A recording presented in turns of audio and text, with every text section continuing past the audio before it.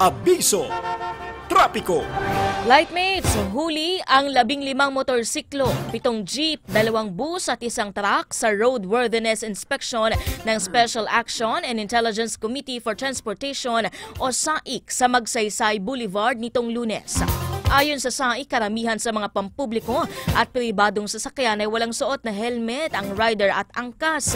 May pudpod na gulong, gumagamit ang improvised plates o di kaya'y mga sira ang brake lights.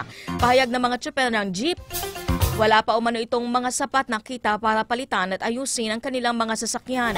Hindi rin pinalampas ang isang out-of-line na bus na tinanggalan ng plaka matapos magsakay ng pasahero sa Cubao kahit ang nakasaan sa prangkisa ay mula Sorsogon hanggang Pasay lamang.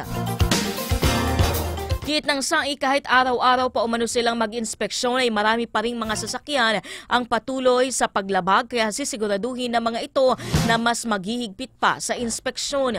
Binigyang babala rin ng SAIC ang mga tsuper at motorista na ang lahat ng mahuhuli sa susunod na roadworthiness inspection ay irerekomenda sa LTO para masusing pagsusuri upang matiyak kung karapat-dapat pa bang pumasada sa mga pampublikong kalsada.